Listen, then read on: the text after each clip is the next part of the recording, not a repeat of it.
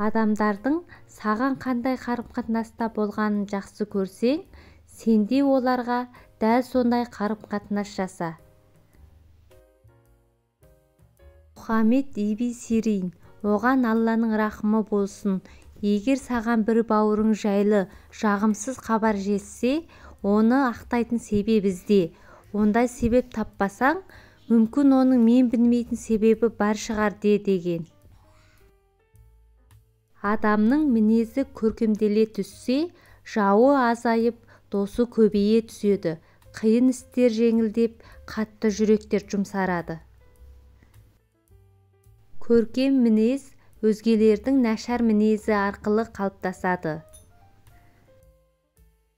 Кім өзінің жақсы жақтарынан басқаны көрмей, әрі өзгенің кемшіліктерін ғана көруді әдетке айналдырған болса, соқыр кісі одан артық болса керек. Мінез құлқыңның жоғары өрлеуінің басы өзгелердің қателіктерін сөз қылмай, көз жұма қарауыңда, әрі шексіз кемелдік жалғыз Аллаға тән екенін әрдайым санада ұстауда. Біреудің мінін көргенше, жамандығын тергенше, өз ойыңды мазалап, өз бойыңды тазалап, өзіңмен алыс өлгенше. Адамдардың біразы өміріңді сенен бір нәрсе үйрену үшін бақылайтын болса, басқа бір бөлігі қателіктеріңді теру үшін аңдиды. Екі топта саған таң, бірі махаббатпен, екіншісі іштарлықпен. Көздер ұмытпасын десең, әдемі киін, көңілдер ұмытпасын десең, көркем мінезді бол. Адамдар сенің сыртыңнан қарайды, жаратушың ішіңмен, жан дүниеңмен бағалайды. Пенделер үшін сыртыңды ғана әдемілеумен әуре боп, ішкі әлеміңді ұмыт қалтырып, ластап алма. Дұрыс нәрсені тез танып, жүрекпен түсініп, шынайы жанашырлықпен айтпасаң, ісің бекер. Егер сөз шынымен жүректен шыққан болса, онда ол міндетті түрде жүрекке кіреді. Ал ол тек тілден шыққан болса, құлақтан ары аспайды. Адамдар саған таңғалып жатса, оған масаттанып мақтанба. Себебі олар сенің Алла жарыққа шығарған жақсы жақтарыңды ғана көріп жатыр. Ал олар сенің Алла жасырған жаман жақтарыңнан хабарсыз болғанына шүкір де. Бәрін дұрыс жасауға қанша тырыссаң да, сені қате түсінетін адамдардың табылары хақ. Әркімге бір жауап қайтарып, өзіңді құр шаршатпағаның дұрыс. Дана ғұламалардың бірі өзін сөккен кісіге былай деген екен: егер айтқаның рас болса, Алла мені кешірсін, ал өтірікші болсаң, Алла сені кешірсін. Бақыт дегеніміз домалап жатқанда қуып жететін, тоқтаған кезде аяқпен итеретін доп. Құдыққа тас тастаған адам, ол түбіне жетіп дауыс естілгенше қарап тұрады. Сол секілді сені сөккен адамның көбісі жауабыңды күтеді. Ұстамдылықпен көркем мінез танып, өткізіп жібер, құдық түпсіз екен деп ойласын. Егер әр адам қасындағы кісінің жүрегіндегісін көре алса, оған жаны қатты ашитын еді. Ішкі таразысының әділдігіне көзі жетер еді. Сыртқы өлшемдердің алдамшы екенін терең түсінер еді.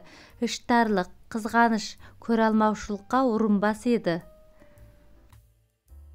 Сырды сақтау шеберлігі жан дүниенің байлығын көрсетеді. Ішінде су тұрмайтын ыдыстың зияны секілді, сырды сақтай алмайтын адамның пайдасы кем. Ауру тек денеде ғана болмайды, мінезде де бар. Егер біреуден жаман мінез көрсең, оған шипа сұрап дұға қыл. Оған жабысқан кеселден сені сау қылған Аллаға мақтау айт. Жақсы мінез құлықпен ақыл күші болып, екеуі біріккенде, бұлар адамшылық қасиеттер болып табылады. Жаман мінез құлық рухани кесел.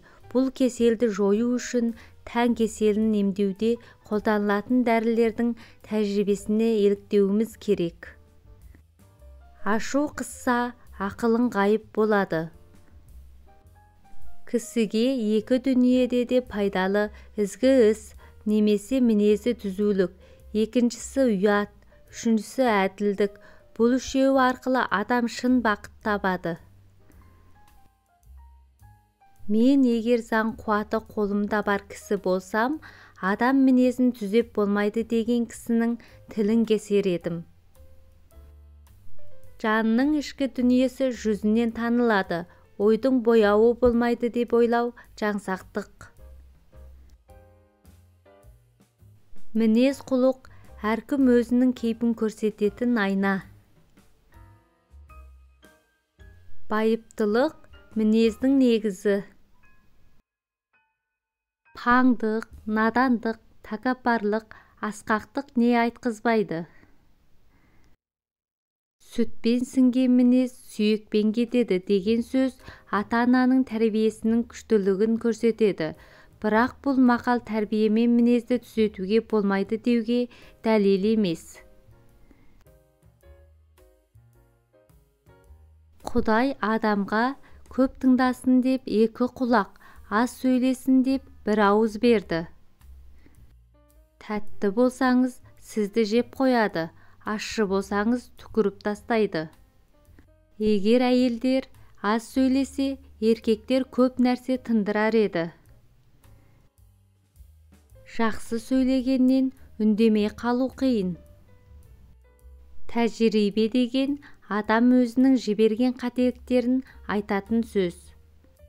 Инабатты болса, әйел көрікті, ақсақал жарасса, шал көрікті, сүйікті болса, ағайын көрікті.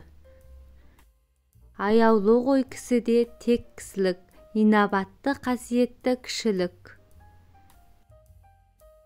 Инабат елдің азығы, бақыт пенен дәулеттің ұстайтұғын қазығы.